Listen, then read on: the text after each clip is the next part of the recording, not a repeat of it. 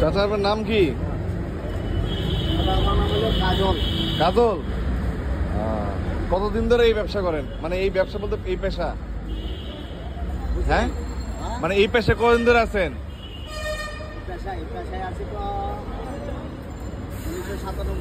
97। বাবা, তার মানে তো 26-27 বছর ধরে আছেন।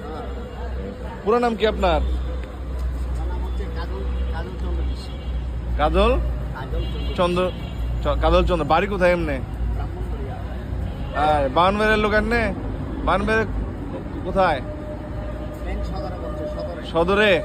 আচ্ছা আচ্ছা, বুঝতে পারছি।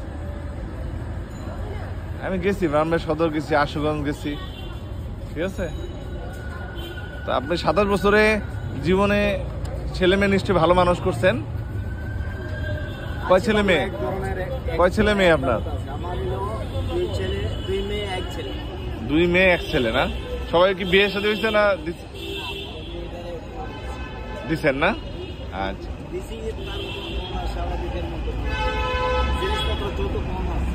এই যৌতুক কেন দিবেন আপনি? এই এখনকার যৌতুক দেওয়ার সময় আছে? হ্যাঁ, এটা ঠিক করে হিন্দুদের মধ্যে একটু বেশি দেয়, পণ টন দেয়,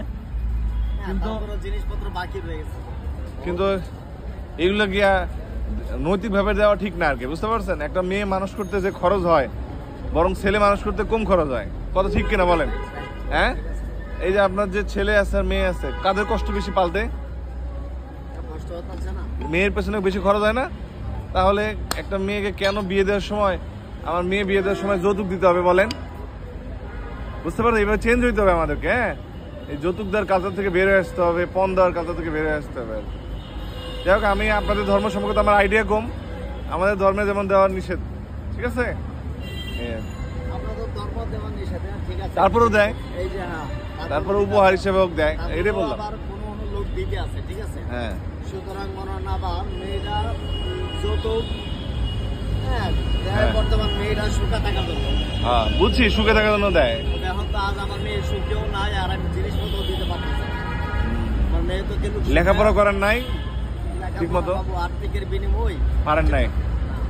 সবাই কি গ্রামেই থাকে? সবাই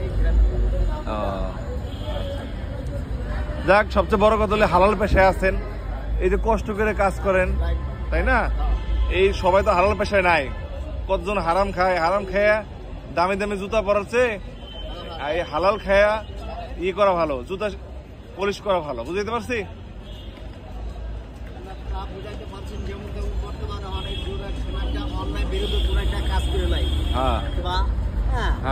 দর্শকের থেকে আমরা কাজ কর্ম খাড়াই সেরে, ঠিক আছে, কর্ম হারাই সেরে 2 পয়সা নিয়ে সেরে খায়া নিজে নিজে আমার যে বউ বাল বাচ্চা হয় তাকে আমার যথেষ্ট শান্তি। হ্যাঁ, এটাই শান্তি। আমার তো এত বেশি দরকার নাই, এক জীবনে এত কিছু দরকারও নাই।